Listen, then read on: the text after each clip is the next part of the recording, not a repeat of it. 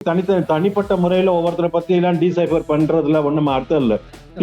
டீமே டோட்டலா கொலாப்ஸ் ஆயிடுச்சு, அவ்வளவுதான்.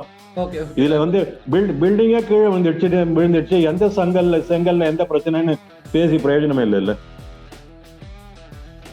அவர் T20 பிளேயர் அப்படின்னு ஆயிடுச்சுன்னா அவர் அந்த மோட்லயே தான் இருக்க போறாரு. நீங்க அப்படியே அவரை விட்டுடணும். அதை விட்டுட்டு முந்தா நேரத்துக்கு நான் T20 ஆடணும், இன்னைக்கு நான் வந்து ODI ஆடணும், நாளைக்கு டெஸ்ட் ஆடணும் அப்படின்னு சொன்னா ஒரு பிளேயரால அவ்வளவு குயிக்கா ஈஸியா தன்னை கன்வெர்ட் பண்ணிக்கிறதுங்கிறது கஷ்டம்தான். உலகத்தையே கிரிக்கெட் பிளேயிங் வேர்ல்டையே நடுநடுங்க வச்ச இந்தியன் டீமோட மிகப்பெரிய ஸ்ட்ரென்த்ங்கிறது ஸ்பின்னு தான். இன்னைக்கு வந்து அந்த ஸ்பின்னால தான் இந்த இந்தியன் டீம் அழிஞ்சிருக்கு அப்படின்னு நினைக்கும் போது வெரி சாரி. போல்ட் ஆறாங்க, எல்பிடபிள்யூ ஆடுறாங்க அப்படின்னா நீங்க ட்ரெஜெக்டரியே ரீட் பண்ண முடியல உங்களால. அந்த மாதிரி இருக்கும்போது நீங்க ஒன்னும் பேசுறதுக்கு இல்ல. ரொம்ப வருத்தமா இருந்தது பாக்குறதுக்கு. இந்தியன் பர்ஃபார்மன்ஸை பார்க்கும்போது தலை குனிவா தான் இருந்தது. கம்பீரோட கேம்ங்கிறது இனிமேதான் நீங்க பார்க்கணும். இதுக்கப்புறம் வர சீரீஸ்ல அவர் இந்த மாதிரி சொதப்பினார்னா அவருடைய கோச்சிங் எபிலிட்டியை பத்தி நம்ம வந்து பெருசா விளக்கமா பேசலாம். என்னை பொறுத்த வரைக்கும் கம்பீருக்கு இது பெரிய ஒரு செட்பேக் எல்லாம் எனக்கு கண்டிப்பா தோணல. யாரும் அவரை பத்தி அந்த மாதிரி பேசவும் மாட்டாங்கன்னு தோணுது. ஒன் இண்டியா ஹவுஸ் நேயர்களுக்கு வணக்கம். ஒரு ஷாக்கிங்கான டே இந்தியன் ஃபேன்ஸ்க்கு அப்படின்னே சொல்லணும். பெரிய எதிர்பார்ப்புகளோட இந்த இலங்கை சீரீஸ் ஆரம்பிச்சிச்சு. T20 சீரீஸ் நல்லபடியாக போயிருந்தாலும் ஒன் டே சீரீஸில் இப்படி ஒரு ரிசல்ட்டை யாரும் எதிர்பார்க்கல. பர்டிகுலராக இந்த தேர்ட் ஒன் டேக்கான ரிசல்ட்டை யாராலையுமே அவ்வளோ சீக்கிரம் மறந்துட முடியாதுன்னு நினைக்கிறேன். ஸோ இந்தியா என்ன மிஸ் பண்ணாங்க இந்த மேட்ச்சில், இந்த சீரீஸில் அப்படின்ட்டுலாம் பற்றி பேசுறதுக்காக கிரிக்கெட் அனலிஸ்ட் ரமேஷ் நம்மளோட இணைஞ்சிருக்காரு. சார் வணக்கம் சார். வணக்கம். வணக்கம் சந்தோஷ், எப்படி இருக்கீங்க? நல்லா இருக்கேன் சார். மேட்ச் எப்படி இருந்துச்சு சார், பார்த்தீங்களா? மேட்ச் பார்த்தேனே, அன்பார்ச்சுனேட்லி பார்த்தேன். எனிவே, இதுல வந்து ஒரு கிரிக்கெட்டரா கிரிக்கெட் எந்தூசியாஸ்டா பார்க்கணும் அப்படின்னு சொன்னா ஒரு நல்ல டீம் ஜெயிச்சதுங்கிறதுல ரொம்ப சந்தோஷம். ஆமா. ஓகே சார், இதில் நம்ம மெயினாக கவனிக்க வேண்டியது கன்சர்னாக இருந்தது இந்த ஒன் டே சீரிஸ். த்ரோட் இந்த ஒன் டே சீரீஸில் ஸ்பின்னில் இந்தியா அடி வாங்குறது. ஏன்னா இந்தியா நோன் ஃபார் ஸ்பின்னை விளையாடுறதுக்கு நிறைய லெஜெண்டரி பிளேயர்ஸ் இருந்திருக்காங்க. ஸ்பின்னை நம்ம அவ்வளோ நல்லா விளையாடுவோம் அப்படின்ற பேர் இருந்தது போக ஸ்பின்னு போட்டு இவங்களை காலி பண்ணலாம் அப்படின்ற லெவலில் 3 மேட்சுமே ஒரே ஃபார்முலா. டாஸ் வின் பண்ணுறாங்க, பேட்டிங் ஆடுறாங்க, டீசெண்டான ஒரு ஸ்கோர் அடிச்சு ஸ்பின்னை போட்டு காலி பண்ணிட்டாங்க. ஒரு மேட்ச்லேருந்து இன்னொரு மேட்ச் பாடம் கற்றுக்கவே இல்லையா? நம்ம பாடம் கத்துக்கவே இல்லை. கரெக்டா சொன்னீங்க. நீங்க பாடம் கத்துக்கவே இல்லை. காரணம் என்னன்னா அந்த IPL மோல்டு இருக்கு பாத்தீங்களா, அந்த மோடுல இருந்து இவங்க இன்னும் வெளியே வரவே இல்லை. IPL நீங்க பாத்தீங்கன்னா பால் ஜென்ரலா வந்து நீங்க பிளைட் ஹிட்லாம் போட்டு அந்த டேர்ன் எல்லாம் கொடுக்கறது இல்லை. டைட்டா போட்டு தான் நம்மளுக்கு பழக்கம். அதனால பால் நார்மலா ball will come on to the bat. அந்த மாதிரி ஒரு சிச்சுவேஷன்ல ஆடி ஆடி அந்த மோட்லயே செட் ஆயிட்டாங்க இவங்க. இவங்க வந்து ஒரு போர்டே வந்து நீங்க பாத்தீங்கன்னா ஒரு ஆப்டர் தாட்டா யோசிக்கப்பட வேண்டிய ஒரு விஷயம் என்னன்னு பாத்தீங்கன்னா இந்த T20 ODI இது எல்லாத்தையும் கிளப் பண்ணி ஒரு சீரீஸ் பண்றதுங்கிறதே என்ன கேட்டா தப்பு. இதுல அதுவும் முக்கியமா நான் திருப்பி ஆரம்பத்துல இருந்து சொல்லிட்டு வருது, ஒரு செக்மெண்ட்டுக்கு ஒரு ஃபார்மேட்டுக்கு ஒரு டீம் மாதிரி வைங்க. மேபி 1 or 2 பிளேயர்ஸ் எல்லாத்துலயும் இருக்க மாதிரி இருப்பாங்க, தவிர அது வந்து எக்ஸ்ட்ராடினரியா டேலண்டா இருப்பாங்க. எந்த நிமிஷமும் தாங்களை கன்வெர்ட் பண்ணக்கூடிய தகுதி இருக்கிறவங்களா இருப்பாங்க. அந்த மாதிரி இருக்கிறவங்களை நீங்க யூஸ் பண்ணணுமே தவிர சூரியகுமார் யாதவ பிளாட்டன்டா ஒன் டேல அவாய்ட் பண்ணாங்க. பிளாட்டன்டா அவங்க அவரை டெஸ்ட்ல அவாய்ட் பண்றாங்கன்னு வச்சுக்கோங்களேன். உதாரணத்துக்கு சொல்லணும்னா அவர் T20 பிளேயர் அப்படின்னு ஆயிடுச்சுன்னா அவர் அந்த மோட்லயே தான் இருக்க போறாரு. நீங்க அப்படியே அவரை விட்டுடணும். அதை விட்டுட்டு முந்தா நேரத்துக்கு நான் T20 ஆடணும், இன்னைக்கு நான் வந்து ODI ஆடணும், நாளைக்கு டெஸ்ட் ஆடணும் அப்படின்னு சொன்னா ஒரு பிளேயரால அவ்வளவு குயிக்கா ஈஸியா தன்னை கன்வெர்ட் பண்ணிக்கிறதுங்கிறது கஷ்டம்தான். இன்டர்நேஷனல் லெவல்ல அது பண்ணிதான் ஆகணும். அதெல்லாம் என்னால முடியாதுன்னு சொல்றதா இருந்தா அவங்க கிரிக்கெட்டா ஆட முடியாது. அது பண்ணிதான் ஆகணும். பட் அது அவங்களால பண்ண முடியலங்கிறது ப்ரூவ் ஆகுது பாருங்க. அவங்க எவ்வளவு பெரிய பிளேயரா இருந்தாலும் சரி ஈஸியா சக்கம் மாறாங்க. நீங்க சொன்ன மாதிரி ஒரு இந்த டீம் வந்து இந்த டீம்ல இருக்கிற பிளேயர்ஸ் எடுத்து பாத்தீங்கன்னா, பேட்ஸ்மேன் எடுத்து பாத்தீங்கன்னா இதுல யாருமே ஸ்பின்னுக்கு வீக்கு கிடையாது. நீங்க எடுத்து பாத்தீங்கன்னா எல்லாமே ஸ்பின் போலிங்க எக்ஸலண்டா ஆடக்கூடியவங்க தான். அந்த அளவுக்கு ஃபுட் ஒர்க் இருக்கிறவங்க தான். பட் அப்படி இருக்கிறவங்க ஸ்ட்ரெயிட்டா வர பால அந்த பிளைட்டை கூட ரீட் பண்ண முடியாம, அந்த ட்ரெஜெக்டரியை ரீட் பண்ண முடியாம ஸ்ட்ரெயிட்டா காலில் வாங்குறாங்க, ஸ்ட்ரெயிட்டா போல்ட் ஆறாங்க. I can understand. ஏதோ அடிக்க போனாங்க, மிஸ் ஃபயர் ஆயிடுச்சு, மிஸ் ஹிட் ஆகி இந்த பக்கம் அடிக்க போயிட்டு இந்த பக்கம் அவுட் ஆனாங்க, இன்சைட் அவுட் அடிக்க போயிட்டு ஸ்லிப்பு தலைக்கு மேல போச்சு அப்படின்னா அதெல்லாம் ஓகே, நம்ம ஓரளவுக்கு அதுக்கெல்லாம் மார்ஜின் கொடுத்துட்டு போகலாம். போல்ட் ஆறாங்க, எல்பிடபிள்யூ ஆடுறாங்க அப்படின்னா நீங்க Beat பண்ண முடியல. ட்ரெஜெக்டரியே ரீட் பண்ண முடியல உங்களால.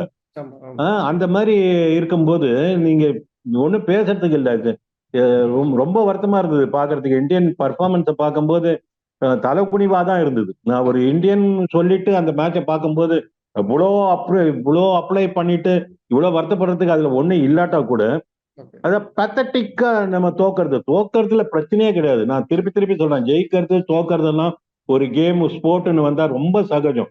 எப்பேற்பட்ட ஸ்டால்வர்ட்ஸ் எல்லாம் தோத்துருக்காங்க. ம். அதனால நீங்க டென்னிஸ்ல ஆரம்பிச்சு நீங்க எந்த ஒரு கேம் எடுத்தாலும் ஸ்போர்ட்ஸ் எடுத்தாலும் அதுல வந்து ஸ்டால்வர்ட்ஸ் எல்லாம் ஒண்ணு இல்லாம போயிருக்காங்க, திடீர்னு ரிவைவ் ஆயிருக்காங்க, மேல வந்திருக்காங்க. ஒண்ணுமே இல்லாதவங்க எக்ஸ்ட்ராடினரா பர்ஃபார்ம் பண்ணிருக்காங்க. அதெல்லாம் ஓகே, ஜெயிக்கிறது தோக்கறது இஷ்யூவே இல்லை. பட் எப்படி தோக்குறோங்கிறது தான், எப்படி ஜெயிக்கிறோங்கிறது தான் ரொம்ப முக்கியம். Okay. இந்த மாதிரி பத்தட்டிக்கா தோக்கறது வந்து ரொம்ப வருத்தமா இருந்தது பாக்குறதுக்கு. ஓகே. ஒரு 240ன்ற ஒரு ஸ்கோர் இருக்கு. ஒன் டேவ பொறுத்தவரைக்கும் 240ன்றது ஒரு பெரிய ஹியூஜ் டார்கெட் கிடையாது. நீங்க 6 ரன்னுக்கு மேல அடிக்க வேண்டிய அவசியம் கிடையாது. ஒரு அண்டர் 5 கீழ தான் இருக்கு. அப்படி இருக்கும்போது ஒரு டீசென்ட்டான ஓப்பனிங்க எல்லா மேட்ச்சுமே ரோஹித் சர்மா குடுக்குறாரு. அவரோட இன்டென்ஷன காட்டுறாரு. ஸோ அதுக்கப்புறம் வர பேட்ஸ்மேன்ஸ் அப்படியே அத கொஞ்சம் பாலுக்கு ரெஸ்பெக்ட் குடுத்து, நல்ல பாலுக்கு ரெஸ்பெக்ட் குடுத்து ஆடலாம் அப்படின்னு இல்லாம, அவங்களும் வந்தோனே அட்டாக்கிங். இன்னைக்கு பார்க்குறோம் அத்தனை விக்கெட்ஸ் போயிட்டு இருக்கு. அப்படி ஒவ்வொரு பேட்ஸ்மேனுமே ஏரியல் ஷாட் ஆடுறாங்க. ரிஷப் பண்டா இருக்கட்டும், ஸ்ரேயஸ் ஐயரா இருக்கட்டும், அக்ஷர் பட்டேல் எல்லாருமே இந்த இந்த இன்டென்ட்ட எப்படி பார்க்குறீங்க சார்? அது வந்து ஃபெயிலியர் கொண்டு போய் விட்டுருச்சே இந்த மேட்ச். இதை நீங்க தனிப்பட்ட முறையில பாத்தீங்கன்னா ரிஷப் பண்ட் வந்து நீங்க வேற ஒன்றும் அவர்கிட்ட எதிர்பார்க்க முடியாது. ஓகே. அவர் கேம் அதான், அவருக்கு டெஸ்ட்லயே அந்த மாதிரி கேம் தான் ஆடுறவர். அதனால அது ஹீ மென்ட் ஃபார் தட். அதனால நீங்க அவர்கிட்ட அதை பத்தி பேச முடியாது. மத்தவங்க எல்லாம் நீங்க எடுத்து பாத்தீங்கன்னா இப்போ ஸ்ரேயஸ் ஐயர் எடுத்துக்கோங்க, அவர் அந்த மாதிரி எல்லாம் அவுட் ஆகல. அவர் மட்டமா அவுட் ஆறாரு. அவரு ஸ்ட்ரெயிட்டா வர பாலுக்கு அவுட் ஆறாரு. கோலி ஸ்ட்ரெயிட்டா வர பாலுக்கு அவுட் ஆறாரு.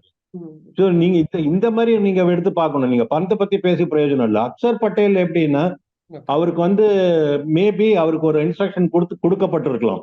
நீங்க வந்து எல்லாருமே இந்த மாதிரி போய் ஆன் த விக்கெட் நீங்க அவுட் ஆகிட்டு இருக்கீங்க, அடிக்க போய் அவுட் ஆனா கூட பரவாயில்ல, யூ கோ ஃபார் த கில்னு ஒரு வேளை சொல்லியிருக்கலாம். நீ அடிக்க போ, அடி படட்டும் அப்படின்னு சொல்லியிருக்கலாம். இப்ப நீங்க கடைசியில தூபே அவுட் ஆனது கூட நீங்க பாத்தீங்கன்னா அவர் ஏறி வந்து அடிக்க வந்துட்டு தான் அவுட் ஆனாரு. சோ நீங்க வந்து அந்த மாதிரி கூட ஒரு இன்ஸ்ட்ரக்ஷனா இருந்திருக்கலாம். பட் ஒன்னொன்னா இதை பத்தி தனிப்பட்ட முறையில ஒவ்வொருத்தரை பத்தி எல்லாம் டீசைபர் பண்றதுல ஒண்ணும் அர்த்தம் இல்ல. டீமே டோட்டலா கொலாப்ஸ் ஆயிடுச்சு, அவ்வளவுதான். இதுல வந்து பில்டிங்கே கீழே விழுந்துடுச்சு. எந்த செங்கல்ல எந்த பிரச்சனைன்னு பேசி பிரயோஜனமே இல்ல. ஓகே. இதுல அப்ப இன்னொரு பெரிய செங்கலை பத்தி பேச வேண்டியிருக்கு. கோச் கௌதம் கம்பீர் மிகப்பெரிய எதிர்பார்ப்போட உள்ள வந்தாரு. T20 அவருக்கு ஏத்த மாதிரி முடிஞ்சிருச்சு. பட் ஆனா ஒன் டேல இந்தியா ஒரு 27 வருஷம் கழிச்சு ஸ்ரீலங்கா கிட்ட தோக்குறாங்க சீரிஸ். அதுவும் மென்ஷன் பண்ணி சொல்லணும்னா ஸ்ரீலங்கால பெரிய பிளேயர்ஸ் அவங்கள்ட்ட இருக்கக்கூடிய முக்கியமான பிளேயர்ஸ் நிறைய பேர் இல்ல. பதிரணவா இருக்கட்டும், மதுசன்கா, ஹசரங்கா மாதிரியான பிளேயர்ஸ் இல்ல. அப்படி இல்லாத ஒரு டீம்ட்ட இப்படி ஒரு லாஸ். இதை வச்சு யாரும் ஜட்ஜ் பண்ண போறது இல்ல அவரை வந்து உடனே தூக்கிட போறாங்க அப்படின்றதுக்கு வரல. பட் ஸ்டில் இருந்தாலும் இது ஒரு முக்கியமான ஒரு செட்பேக் தானே அவரோட கோச்சிங் ஸ்டார்டிங்ல இருக்கிறதுல. I don't think so. நான் அப்படி பார்க்கல இது. ஏன்னா இது வந்து ஒரு விஷயம் நல்லா தெரியுது. இது இந்த டீம்ல அவங்க டெஸ்ட் அண்ட் ட்ரையல்ஸ் நிறைய பண்ணாங்க.